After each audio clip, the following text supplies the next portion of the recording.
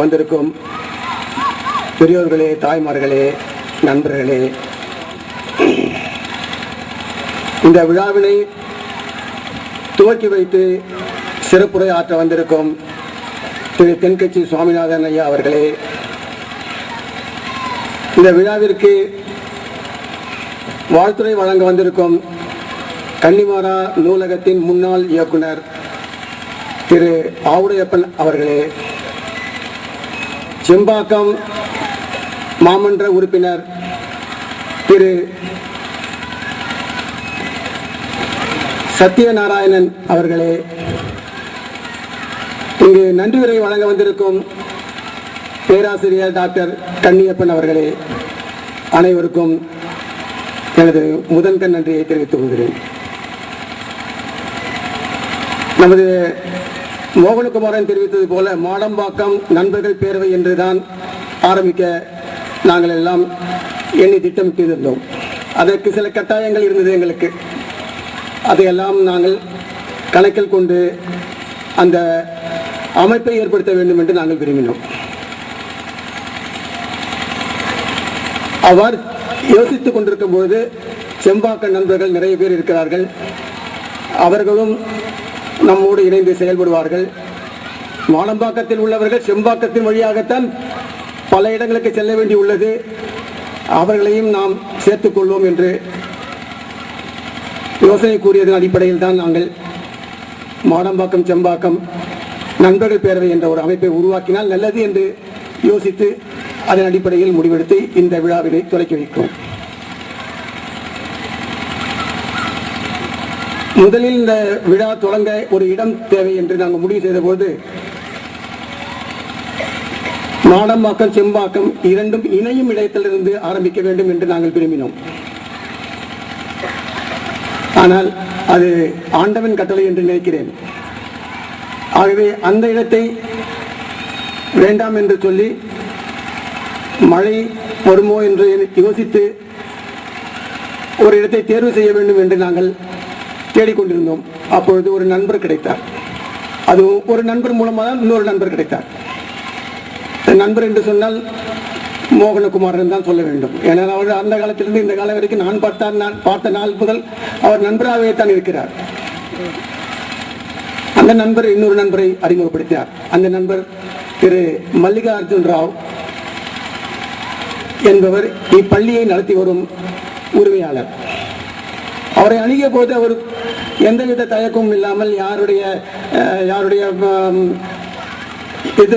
எந்தவித எதிர்பார்ப்பும் இல்லாமல் அவர் எங்களுக்கு வருகை தந்து இந்த இடம் போதுமா என்று பாருங்கள், என்ன வசதி வேண்டும் என்று கேளுங்கள், எல்லாத்தையும் நான் செய்து தருகிறேன் அப்படி என்று ஒரு நட்பு முறையிலேயே அவர் எங்களுக்கு பேசி எங்களுக்கு எல்லா உதவிகளும் செய்து தர முன் வந்தார். இந்த இடத்தில் இந்த விழாவை துவக்க வேண்டிய கட்டாயம் இருந்த போது யோசித்தோம், இவ்வளவு தூரத்தில் இருக்கிறதே நம்ம மக்கள் எல்லாம் வருவார்களா அப்படின்ற ஒரு யோசனை இருந்த போதிலும் இங்கு துவங்குவது ஒரு நல்லது என்று தோன்றியது. காரணம் என்னவென்றால் இங்கே வேதாத்ரி மகரிஷியினுடைய வழியில் வந்தவர்கள் இந்த பள்ளியை நடத்தி வருகிறார். இந்த வேதாந்திர மகரிஷியின் தாரக மந்திரம் வாழ்க வளமுடன் என்பது. வாழ்க வளமுடன் என்ற இடத்தில் நிறைய சக்தி இருக்கும் என்று நினைத்து அது நமக்கு உண்மையிலேயே பயன் கொடுக்கும் என்று நினைத்துத்தான் இந்த இடத்தை நாங்கள் தேர்வு செய்தோம்.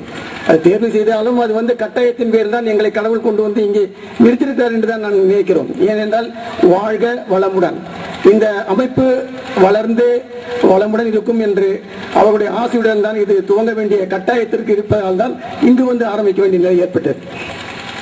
ஸோ அந்த மாதிரி நிலையில் நாங்கள் இங்கே இந்த நிகழ்ச்சியை இப்பொழுது நடத்தி கொண்டிருக்கிறோம். அந்த அத்தனை உதவிகளையும் செய்து கொடுத்த திரு கே மல்லிகார்ஜுன ராவ் அவர்களுக்கு மாடம்பாக்கம் செம்பாக்கம் நண்பர்கள் பேரவையின் சார்பாக நன்றியை தெரிவித்துக் கொள்கிறேன். இந்த அமைப்பை ஏற்படுத்த வேண்டிய ஒரு கட்டாயம் எங்களுக்கு ஏற்பட்டது. அதன் அடிப்படையில் இந்த அமைப்பை நாம் இப்பொழுது ஏற்படுத்தியிருக்கிறோம். நிச்சயமாக இந்த அமைப்பு வளர்ந்து வளமுடன் இருக்கும் என்பது எங்களுடைய நம்பிக்கை. உங்களுடைய ஒத்துழைப்பு இருக்குமானால் நிச்சயமாக எங்களுடைய நம்பிக்கை நிறைவேறும். இந்த அமைப்பின் முக்கிய நோக்கங்கள் என்னவென்றால், இப்பொழுது நீங்கள் பார்த்தீர்கள், குழந்தைகள் எல்லாம் நன்றாக நடனமாடினார்கள், அவர்கள் திறமைகளை வெளிப்படுத்தினார்கள். இப்போ இந்த 2 பகுதியிலும் உள்ள மாணவ செல்வங்களின் திறமைகளை வெளிப்படுத்த ஓவிய போட்டி, கட்டுரை போட்டி, பேச்சு போட்டி, விளையாட்டு போட்டி என்று பல போட்டிகளை நடத்தி அவர்களுடைய திறமைகளை வெளிக்கொண்டு வர இந்த அமைப்பு பாடுபடும்.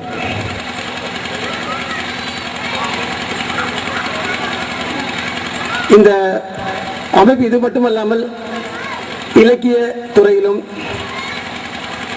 மற்றும் சுகாதாரம், மருத்துவம், இதெல்லாம் உலகத்தரம் வாய்ந்த, இப்ப சிட்டியில இருக்கிறவங்க எல்லாம் பாத்தீங்கன்னா உலக தரம் வாய்ந்த வசதிகளை பெற்று வருகிறார்கள். அது கேட்ட அது சிட்டி நகரம் என்று சொல்கிறார்கள். அப்ப புறநகரத்தில் இருப்பவர்கள் எல்லாம் என்ன மனிதர்கள் இல்லையா? அவர்களுக்கும் அந்த வசதிகள் ஏற்படுத்தி கொடுக்க வேண்டியது இந்த அரசாங்கத்தையோ இல்ல பேரூராட்சிகளின் பொறுப்பாக இருக்க வேண்டும்.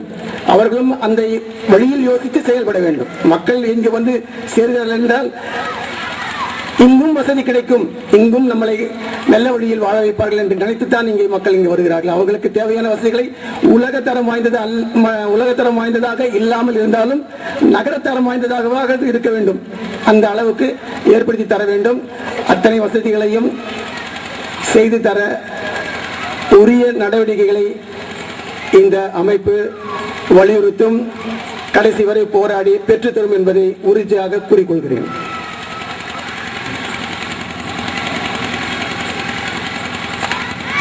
இந்த அமைப்பு இன்னும் மேலும் வளர்ந்து இதுக்கு ஒரு வெப்சைட் கூட கிரியேட் பண்ண போறோம். வெப்சைட் கொடுக்க போறோம், இமெயில் அட்ரஸ் கொடுக்க போறோம்.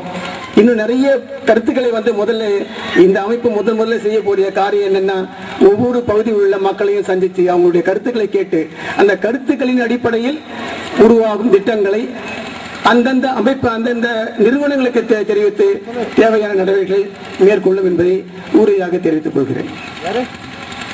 எனக்கு வாய்ப்பளித்த அனைத்து உள்ளங்களுக்கும் நன்றி கூறி இதனுடன் விடைபெறுகிறேன். இப்போது ஐயா தென்கட்சி சுவாமிநாதன் அவர்கள் குத்துவிளக்கு ஏற்றி வைத்து ஆரம்பித்து வைப்பார்கள்.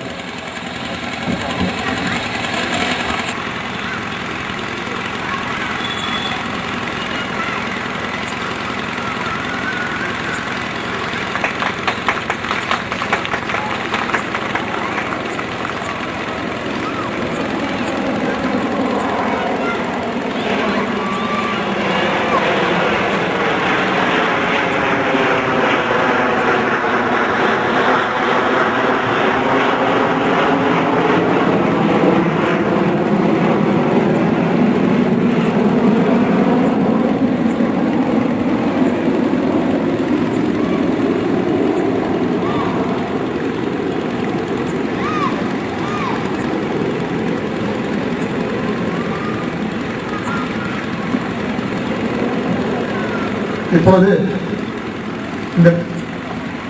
இந்த பேரவையை ஆரம்பித்து வைக்க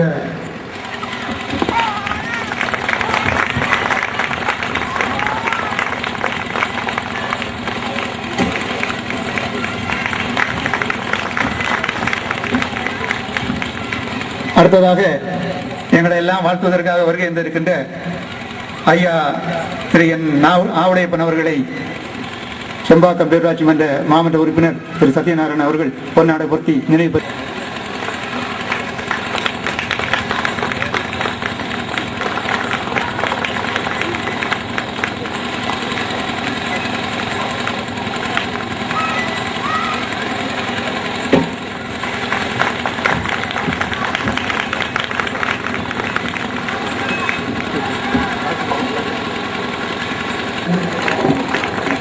பாண்டியன் அவர்கள் பொன்னாடை போர்த்துவார்கள்.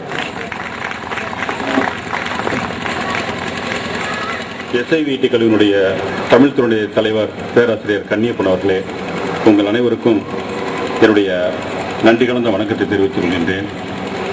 இந்த விழாவிலே பெருந்திரளாக வருகை புரிந்திருக்கின்ற பெரியவர்களே, தாய்மார்களே, குழந்தைகளை உங்களுக்கும் என்னுடைய மாலை வணக்கத்தை தெரிவித்துக் கொண்டு நான் இந்த பேரவை வாழ்த்தி ஒரு சில வார்த்தைகள் பேசலாம் என்று நினைக்கின்றேன். இந்த நிகழ்ச்சிக்கு ஏற்பாடு செய்ய வேண்டும் என்று தெரிவித்த என்னுடைய நண்பர் பின்னலூர் விவேகானந்தன் அவர்கள் மிகச்சிறந்த எழுத்தாளர். ஏறத்தாழ 40 நூல்களுக்கு மேல் எழுதி தன்னுடைய புகழை தமிழகமெங்கும் பரப்பிய ஒரு மிக சிறந்த தமிழறிஞர். அவர் எழுதிய 40 நூல்களிலே ஏறத்தாழ 15 நூல்கள் பல்வேறு அமைப்புகளுடைய பரிசுகளை பெற்றது என்றால் அவருடைய எழுத்து திறமை எவ்வாறு இருக்கும் என்பதை நாம் எளிதாக புரிந்து கொள்ளலாம். அவர் இது போன்ற ஒரு அமைப்பை ஏற்படுத்த வேண்டும், ஐயா தென்கட்சியார் அவர்களை அதற்கு அழைக்க வேண்டும் என்று அவர் தெரிவித்த பொழுது தென்கட்சியார் அவர்களை நாங்கள் அணுகிய போது அவர்கள் எந்த விதமான மறுப்பும் கூறாமல் இதற்கு ஒத்துக்கொண்டார்கள். அதற்காக நான் ஐயா தென்கட்சியார் அவர்களுக்கு என்னுடைய நன்றியை தெரிவித்துக் கொள்கின்றேன். எனக்கு இட்டபணி வாழ்த்துறை என்றாலும் கூட இந்த நிகழ்ச்சியிலே மிக சிறப்பான முறையிலே இந்த பள்ளியினுடைய தாளர் அவர்கள் பள்ளி மாணவர்களுடைய கலை நிகழ்ச்சிக்கு ஏற்பாடு செய்திருந்தார்கள். அதில் குறிப்பாக ஒரு சிறு குழந்தை அந்த கிருஷ்ணன் வேஷம் போட்டு நின்றார்கள் அவர்கள். ஆனால் அந்த வயதிலே குறும்புத்தனம் இருக்கக்கூடியவர்களாகத்தான் அவர்கள் எல்லாம் இருப்பார்கள். ஆனால் அவர்கள் மேடையிலே முதலிலிருந்து அந்த பாடல் முடிகின்ற வரையிலே அவர்கள் வாய் அசைத்தது. காலை கூட அந்த பாட்டுக்கு தகுந்தபடிதான் அவர்கள் காலை ஆட்டினார்களே தவிர அதற்கு மேல் எதுவுமே செய்யாமல் இருந்தார்கள். அந்த அளவுக்கு மிக சிறந்த முறையில் அவர்களுக்கு பயிற்சி அளித்த அவர்களுடைய பெற்றோருக்கு உண்மையிலே நன்றி தெரிவிக்க வேண்டும். அது மிக சிறப்பாக இருந்தது. அடுத்து அந்த ஃபோக் டான்ஸ் அந்த குழந்தை ரொம்ப அருமையாக இருந்தது. அங்கு நின்ற பொழுது அவர்கள் மிகவும் ரொம்ப டயர்டாக காணப்பட்ட உடனே மாணவர்கள்லாம் அவரை ஒரு அறையிலே போய் ஓய்வு எடுத்துக்கொண்டு அதற்கு பின்னால் வர வேண்டும் என்று தெரிவித்த பொழுது அவர்கள் அதை மறுத்து விட்டார்கள். மாணவர்கள் எல்லாம் காத்து கொண்டிருப்பார்கள், உடனே போக வேண்டும் என்று அவர்கள் தெரிவித்து அவர்களோடு வர ஆரம்பிக்கார்கள். அப்பொழுது அண்ணாவின் மீது மிகவும் அக்கறையுள்ள ஒரு நண்பர், அண்ணாவினுடைய சட்டையில ஒரு பக்கத்தில் ஓட்டை இருந்திருக்கு, ஒரு இடது பக்கத்தில் தன்னுடைய சட்டை கிழிந்திருக்கிறதை சுட்டி காட்டி, அண்ணா அவர்களே நீங்கள் அறையில் சென்று அந்த சட்டையை மாற்றிக்கொண்டு பிறகு கூட்டத்திற்கு வரலாமே என்று அவர்கள் தெரிவித்தார். அவருடைய எண்ணம் அவர்கள் ஓய்வெடுக்க வேண்டும் என்பதுதான் உண்மையிலே எண்ணம். ஆனால் அண்ணா அவர்கள் மிகவும் சர்வசாதாரணமாக அங்கு ஓட்டை இருக்கிற அந்த பார்த்துவிட்டு அப்பொழுதுதான் பார்த்துவிட்டு தன்னுடைய வலது பக்கத்தில் இந்த துண்டை எடுத்து இடது பக்கத்தில் போட்டு அந்த ஓட்டையை மறைத்து விட்டார்களாம். அவர்கள் மூக்குப்பொடி போடுவதை கூட சொல்லுவார்கள், பேசுகின்ற பொழுது யாருக்குமே தெரியாமல் போடுவார்கள் என்று. அந்த வகையிலே அந்த குழந்தை தன்னுடைய ஆட்டத்திற்கு எந்த விதமான பாதிப்பும் ஏற்படாமல் அந்த உலகை குத்துகின்ற நிகழ்வு அந்த பாட்டை தொடர்ந்து வந்தாலும் கூட அந்த செய்கையின் மூலம் நமக்கு அதை சுட்டி காட்டினார்கள். அதனால அவர்கள் அண்ணாவினுடைய அந்த பண்பு அவர்களுக்கு இருக்கின்றதுதான் நினைக்கின்றேன். அவர்களை நான் இந்த நிகழ்ச்சியில் வாழ்த்துவதற்கு கடமைப்பட்டிருக்கின்றேன். அதுபோல சிவதாண்ட மாணவர்களை பற்றி நாம் சொல்ல வேண்டியதில்லை, மிக அருமையாக ஆடினார்கள். அவர்கள் எல்லோருக்கும் என்னுடைய வாழ்த்தை தெரிவித்துக் கொண்டு இந்த நண்பர்கள் பேரவை அமைக்க வேண்டியது அவசியத்தை நான் இங்கு கண்டிப்பாக தெரிவிக்க வேண்டும். இப்பொழுதெல்லாம் இந்த சுய உதவி குழுக்கள், மகளிருக்காக இருக்கக்கூடிய குழுக்கள் மிக அதிகமாக இருக்கிறது, மிக சிறப்பாக செயல்பட்டு வருகின்றது என்பது நாம் கடந்த ஒரு 5-6 ஆண்டுகளாக பார்த்து கொண்டிருக்கின்றோம். இந்த நண்பர்களுடைய பேரவை கேரளாவில் ஒரு 15 ஆண்டுகளுக்கு முன்னாலே இளைஞர் பேரவை என்ற முறை அரசாங்கமே அமைப்பதற்கான பல முயற்சிகள் செய்து அமைத்தது. ஒவ்வொரு கிராமத்திலும் ஒரு இளைஞர் பேரவை இருக்க வேண்டும். அந்த இளைஞர் பேரவை அந்த கிராமத்தில் இருக்கக்கூடிய ரோடு வசதியிலிருந்து பிற வசதி, அது ஒரு பேரல் அமைப்பாக, பஞ்சாயத்துக்கு ஒரு பேரல் அமைப்பாக மிக சிறப்பான முறையிலே அவர்களுக்கு ஆண்டுதோறும் கிராண்ட் கொடுப்பது என்பதெல்லாம் வைத்துக்கொண்டு ஒரு 15-20 ஆண்டுகளுக்கு முன்னாடி ஆரம்பித்தார்கள். அது மிக சிறப்பாக அப்பொழுதெல்லாம் நடைபெற்றுக் கொண்டிருந்தது என்று செய்திகள் எல்லாம் வெளிவந்தது. ஆனால் இப்பொழுது அதனுடைய போக்கு எவ்வாறு இருப்பது என்று தெரியக்கூடிய நிலையிலே நாம் இல்லாமல் இருந்தாலும் கூட இந்த மகளிர் சுய குழுக்கள் மிக சிறப்பாக செயல்படுவது என்ற அடிப்படையிலே அவர்கள் வருமானத்தை பெருக்குவதற்காக அவர்கள் ஒரு வகையிலே செயல்பட்டு கொண்டு வந்தாலும் இது போன்ற இளைஞர் அமைப்புகள் நாடு முன்னேறுவதற்காக, ரோடு முன்னேறுவதற்காக, அரசாங்கம் கொடுக்கக்கூடிய பணமெல்லாம் சிறந்த முறையிலே செலவழிப்பதற்காக இருக்கக்கூடிய ஒரு கண்காணிப்பு குழுக்களாக கூட ஆங்காங்கு செயல்படுவதற்கான வாய்ப்புகளை இந்த குழுக்கள் எல்லாம் ஏற்படுத்தும் என்று நினைக்கின்றேன். சமீபத்திலே ஒரு நிகழ்ச்சியை நான் பார்க்கின்ற கண்கூடாக பார்த்த ஒரு நிகழ்ச்சி, நான் எங்களுடைய ரோட்டில் இருந்து ஒரு கிண்டிக்கு போக வேண்டிய வழியிலே ஒரு